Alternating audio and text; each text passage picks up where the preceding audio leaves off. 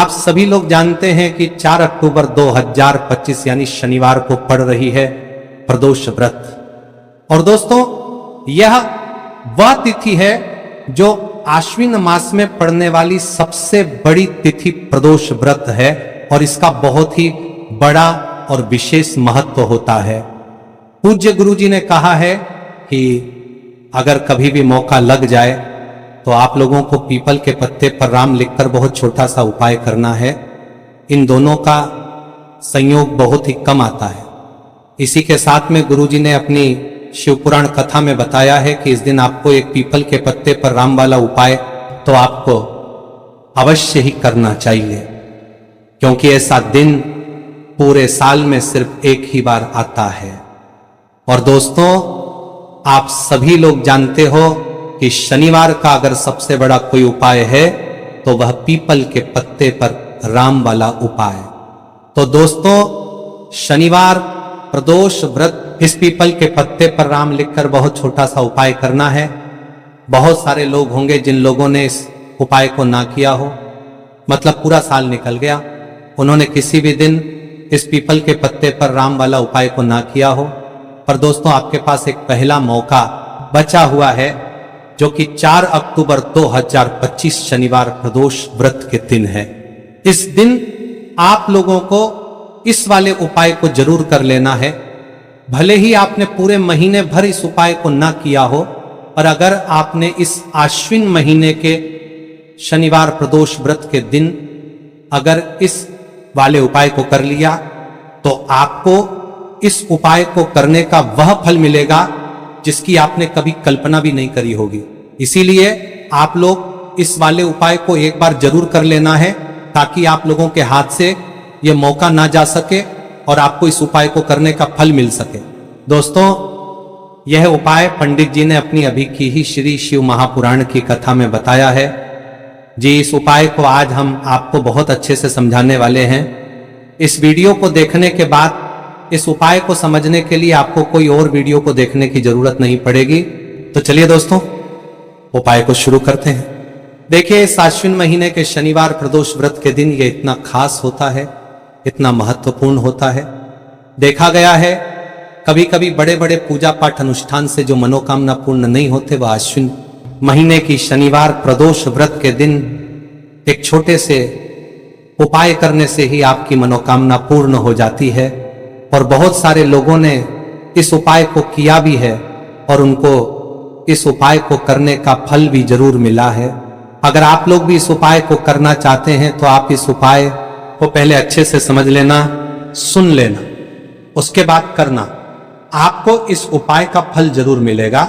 और इस उपाय को कर लेने से आपके घर में चाहे किसी भी प्रकार की दुख और समस्या क्यों ना चल रही हो, आपको उसका कारण भी नहीं पता है कि भाई यह समस्या किस कारण से चल रही है। उसका कुछ भी कारण हो सकता है, जैसे पितृदोष हो सकता है या किसी भी तरह का मंगल दोष भी हो सकता है।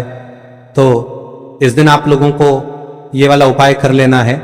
ये एक ऐसा उपाय है जिस उपाय को अगर किसी विशेष दिन पर किया जाए तो भाई उस विशेष दिन का जो है वह तो हमें मिलता ही मिलता है, पर हमने उस दिन पर इस उपाय को किया है तो हमें उससे भी बड़ा फल मिलता है। और फल बहुत जल्दी मिलता है, क्योंकि आप इस उपाय को बहुत ही बड़े और विशेष दिन पर कर रहे हो। तो चलिए अब उपाय के बारे में बात करते हैं, लेकिन उससे पहले आप लोगों को यह जानना आवश्यक है कि आखिर यह उपाय किस समय करना है, किसको करना है और कैसे करना है। तो चलिए हम आगे आपको वीडियो में एक एक करके बता देते हैं। लेकिन उससे पहले, अगर आप लोग हमारे चैनल पर पहली बार आए हैं या फिर मेरी आवाज आज पहली बार सुन रहे हैं, तो हमारे ज्ञान की बातें चैनल को सब्सक्राइब जरूर कर लेना और इस वीडियो को लाइक करके कमेंट बॉक्स में श्री शिवाय नमस्तुभ्यं ओम नमः शिवाय जरूर टाइप कर देना। तो दोस्तों, इस पीपल के पत्ते पर राम वाला उपाय को हमें इस शनिवार प्रदोष व्रत के दिन कैसे करना है, किसको करना है, किस समय करना है और कहां पर करना है, ये सारे सवालों के जवाब आपको इस वीडियो में मिल जाएंगे। और जो ये वीडियो देखेगा भाई, उसको पीपल के पत्ते पर राम वाला उपाय जरूर करना चाहिए। क्योंकि इस दिन पीपल के पत्ते का भी बहुत ही बड़ा और विशेष महत्व होता है। अजय पीपल के पत्ते पर राम वाला उपाय की तो ये सोने पर सुहागा वाली बात हो जाती है और ये एक बहुत ही बड़ा उपाय हो जाता है इस शनिवार का। तो अब दोस्तों, इस पीपल के पत्ते पर राम वाला उपाय को आखिर करना किसको है? सबसे पहले हम लोग वो बात जान लेते हैं। तो देखो, घर की जो बड़ी माताएं बहनें होती हैं, उन माताओं बहनों में से कोई भी एक बड़ी माता बहन इस वाले उपाय को कर सकती है। और दोस्तों, अगर आप चाहे तो अपने घर में से सभी सदस्यों को भी इस उपाय को करवा सकते हैं। अगर किसी व्यक्ति की खुद की कोई मनोकामना है, खुद की कोई दुख और परेशानी है जो कि वह अपने लिए ही करना चाहता है, इस वाले उपाय को तो वह खुद अपने लिए भी कर सकता है। बाकी अगर कोई घर में से ऐसा है जो कि अपने पूरे घर परिवार की सुख और शांति के लिए यह वाला उपाय करना चाहता है, तो भाई वह भी कर सकता है। उसमें भी कोई दिक्कत वाली बात नहीं है। कहने का मतलब यह है कि इस उपाय को हर एक सदस्य भी कर सकता है और पूरे घर परिवार के सदस्य के लिए घर की बड़ी माताओं बहनों में से कोई एक माता बहन भी कर सकती है। माताएं बहनें अगर घर में उपस्थित ना हो या वह ये वाला उपाय ना कर पा रही हो, तो फिर घर का कोई बड़ा सदस्य भी इस पीपल के पत्ते पर राम वाला उपाय को कर सकता है, चाहे फिर वह पुरुष ही क्यों ना हो। उसमें कोई भी दिक्कत वाली बात नहीं है। उसके बाद में दोस्तों, जो अगला प्रश्न निकल कर आता है वह ये आता है इस उपाय को लेकर कि आखिर इस उपाय को हमें किस समय करना है, सुबह के समय करना है कि शाम के समय करना है। तो देखो, इस वाले उपाय को आप लोग सुबह के समय भी कर सकते हो और शाम के समय प्रदोष काल में भी कर सकते हो। अब अगर आप पूछो कि भाई साहब सबसे उत्तम समय कौन रहेगा इस पीपल के पत्ते पर राम वाला उपाय को करने का, तो हम आपसे बस यही कहेंगे कि इस उपाय को आप सुबह के समय करेंगे तो ज्यादा बेहतर होगा। बाकी अगर प्रदोष काल शाम के समय भी करेंगे तो भी अच्छा होगा, उसमें कोई भी दिक्कत वाली बात नहीं है। तो अब दोस्तों, जो अगली सबसे बड़ी और महत्वपूर्ण बात आती है वह यह आती है कि सुबह अगर हम उपाय को करेंगे तो हमें कितने बजे से लेकर कितने बजे तक के बीच में करना है, और शाम के समय प्रदोष काल में करेंगे तो हमें कितने बजे से लेकर कितने बजे के बीच में करना है। तो देखो, सुबह जितनी जल्दी हो सके आप उपाय को करने की कोशिश करना। बाकी अगर किसी कारणवश लेट भी हो जाओ, थोड़ी देर भी हो आए, तो 10 या 11 बजे तक भी आप उपाय कर लेना, पर 12 बजे से ज्यादा देरी ना हो, ठीक है? इस बात का ध्यान रखना। उसके बाद में दोस्तों, अगर शाम के समय प्रदोष काल की बात करें, प्रदोष काल का जो समय है होता है वह शाम के 6 बजे से शुरू हो जाता है। मतलब शाम के 6 बजे से लेकर 7 बजे के बीच का जो समय होता है, यह समय प्रदोष काल का समय होता है। तो आप इस उपाय को 7 या 8 बजे के बीच में भी कर सकते हो। मतलब शाम के 6 बजे से रात 8 बजे के बीच में आप कभी भी इस वाले उपाय को कर सकते हो। उसमें कोई भी दिक्कत वाली बात नहीं है। हमें किसी भी दिन आपको पीपल के पत्ते पर राम लिखकर बहुत छोटा सा उपाय करना है। ऐसा समझ लीजिए, जितने भी आपके शत्रु हैं, जो भी आपके विरोधी हैं, दुश्मन हैं, जो आपको हर तरफ से परेशान कर रहे हैं, अब उन शत्रुओं की अकड़ निकलेगी। शत्रु का किया कराया भी तुरंत हट जाएगा जब शनिवार में आप इस छोटे से उपाय को करेंगे। तो देखिए, आज की वीडियो विशेषकर उन लोगों के लिए ही है जो अपने जीवन में शत्रुओं से और दुश्मन से बहुत ज्यादा परेशान हो चुके हैं। देखिए, जगत जननी मां जगदम्बा का हम शनिवार में पूजन करते हैं और उनसे जुड़े हुए उपाय करते हैं। साथ ही साथ आपको बता दें कि शनिवार में संकट मोचन हनुमान जी का पूजन करने से और उनसे जुड़ के बड़े से बड़े कष्ट भी क्षण भर में दूर हो जाते हैं। तब बहुत कम समय में आपके शत्रु और आपके विरोधी आपके जीवन से दूर हो जाएंगे। आपके दुश्मन लाख कोशिश करने के बाद भी आपका बाल भी बांका नहीं कर पाएंगे अगर आप शनिवार में इस छोटे लेते हैं। आप देखिए, आज का जो समय है ये कलयुग का समय है और कलयुग के एकमात्र देवता जो अपने भक्तों के जीवन से सारे कष्टों को दूर कर देते हैं। वह स्वयं है संकट मोचन हनुमान जी। और संकट मोचन हनुमान जी का पूजन अगर आप शनिवार में करते हैं और उनसे जुड़ा हुआ ये छोटा सा उपाय अगर आप शनिवार में किसी भी दिन कर लेते हैं तो ऐसा समझ लीजिए आपके जो शत्रु हैं, आपके जो विरोधी, आपके जो दुश्मन हैं, ये किसी भी तरह से आपको परेशान करने का प्रयास कर लें, आपका बाल भी बांका नहीं कर पाएंगे। दूसरी चीज, अगर आपके शत्रु ने आपके ऊपर कोई भी तंत्र मंत्र करवा रखा है, कोई भी जादू टोना, कोई भी ब्लैक मैजिक आपके ऊपर करवा दिया है या करवाने का प्रयास कर रहे हैं, ऐसा समझ लीजिए वो किया कराए आप तक पहुंचेगा ही नहीं। और अगर आप तक पहुंच गया है, कोई भी ब्लैक मैजिक तुरंत हट जाएगा जब आप इस छोटे से उपाय को शनिवार में करेंगे। देखिए उपाय छोटा है लेकिन बहुत महादिव्य चमत्कारी है। मतलब उपाय को करने में ना तो आपका ज्यादा समय जाएगा, ना ही इसमें आपके ज्यादा पैसे लगने वाले हैं। और ऐसा समझ लीजिए कि एक बार ही अगर आपने इस उपाय को शनिवार में कर लिया तो इसका महादिव्य चमत्कार आप खुद देख लेंगे। तो शनिवार के जो 9 दिन होते हैं ये बहुत ही सिद्ध दिन होते हैं। मतलब शनिवार के दिनों में 9 माता रानी हमारे घरों में आती हैं, अपने भक्तों के जीवन से कष्टों को दूर करती हैं। साथ ही साथ आपको बता दें कि शनिवार के टाइम पर जब भी आप संकट मोचन हनुमान जी के उपाय करते हैं तो मां दुर्गा की आपको असीम और विशेष कृपा मिलती है। मां दुर्गा आपसे बहुत जल्दी प्रसन्न होती हैं और आपके सारे संकटों को वह दूर कर देती है। तो पीपल के पत्ते में और पीपल के पेड़ में होता है देवी देवताओं का वास। पीपल के पेड़ में श्री हरि विष्णु साक्षात मां लक्ष्मी वास करती है। पीपल के देव में हमारे पितरों का वास होता है। पीपल का जो पेड़ होता है इसका पूजन करने से शनिदेव की कृपा, उनका आशीर्वाद मिलता है।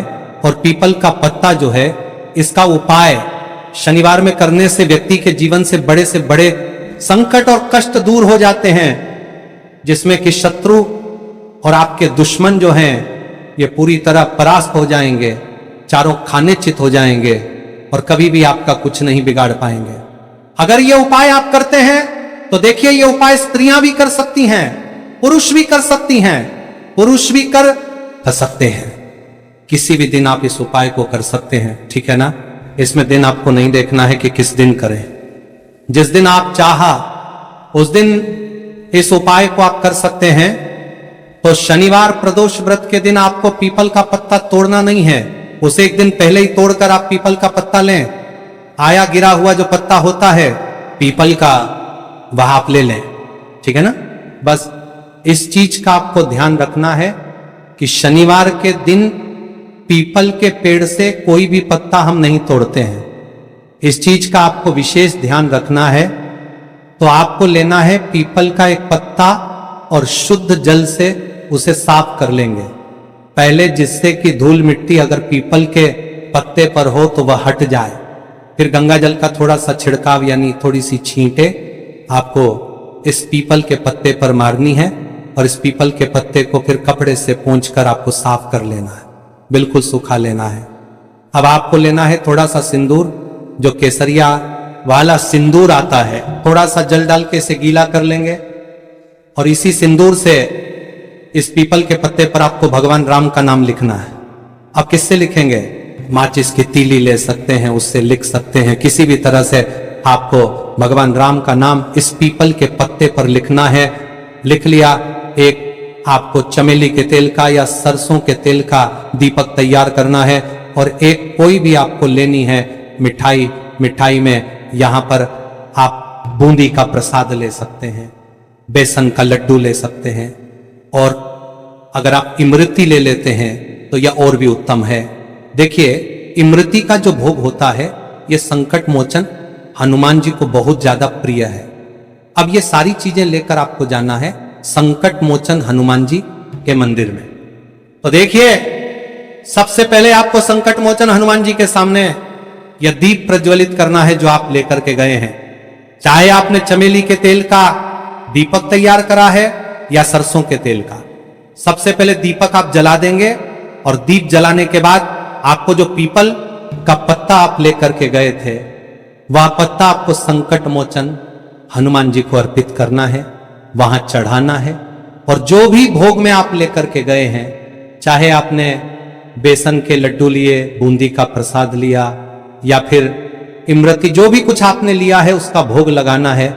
और संकट मोचन हनुमान जी से आपको प्रार्थना करनी है कि हे जगत का कल्याण करने वाले संकट मोचन हनुमान जी, संकटों को हरने वाले मेरे जीवन से शत्रु और दुश्मनों को भी दूर कर दीजिए। शत्रु का किया कराया तंत्र मंत्र सब कुछ हट जाए, ऐसी कृपा मुझ पर कीजिए। इस तरह से आपको प्रार्थना करनी है और 108 बार जय श्री राम, जय सीताराम, जय श्री राम, जय सीताराम, जय श्री राम, जय सीताराम, इस तरह से आपको जयकारा लगाना है। क्योंकि भगवान राम का नाम संकट मोचन हनुमान जी को सबसे ज्यादा प्रिय है। तो जयकारा लगा देंगे। और देखिए, अगर एक बार हनुमान चालीसा पढ़ पाए तो आप एक बार हनुमान चालीसा ऐसा जरूर जरूर पढ़ें, ठीक है ना? ज्यादा बार नहीं तो एक बार जरूर पढ़ें। जयकारा तो आपको बिल्कुल से लगाना है। और इस छोटे से उपाय को किसी भी दिन कर लीजिए, सुबह कर लीजिए, शाम को कर लीजिए। और किसी भी दिन, जैसे शनिवार की तिथि जो होती है ना, ये बहुत बड़ी होती है, आप उस दिन भी इस उपाय को कर सकते हैं, जरूर से करें। शत्रुओं और दुश्मन, आपके जो विरोधी हैं, ये पूरी तरह चारों खाने चित हो जाएंगे और आपका बाल भी वहां का नहीं कर पाएंगे। तो देखिए, इस उपाय को आप 9 दिन भी कर सकते हैं, 2-3 बार भी कर सकते हैं। अगर आप ज्यादा बार नहीं कर पा रहे हैं तो एक बार आपको इस उपाय को जरूर से करना चाहिए। तो देखिए, इस उपाय को करने से जो आपके सामने से शत्रु हैं वह भी परास्त हो जाएंगे। जो पीठ पीछे वार करते हैं, पीठ पीछे तंत्र मंत्र करवाते हैं, वह शत्रु भी चारों खाने चित्त हो जाएंगे। बस छोटा सा उपाय है, जरूर करें। तो देखिए, अब बात कर लेते हैं अपने एक बहुत छोटे से उपाय की, जिसे शनिवार में करने से आपकी हर मनोकामना पूरी हो जाती है। यह उपाय आप अपने घर पर ही कर सकते हैं, आवश्यकता नहीं। कोई भी ऐसी विश जो बहुत लंबे समय से अधूरी है, पूरी नहीं हो रही है, या धन को लेकर आप बहुत परेशान हैं, या घर में संकट कष्ट बहुत आते हैं, बीमारियां बहुत आती हैं, तो एक लाल पुष्प, जैसे कि गुलाब का फूल भी लाल होता है, आप जरूर से अपने घर के मंदिर में मां दुर्गा को अर्पित करें और एक देसी घी का दीपक लाल बाती का जलाकर मां का पूजन करें।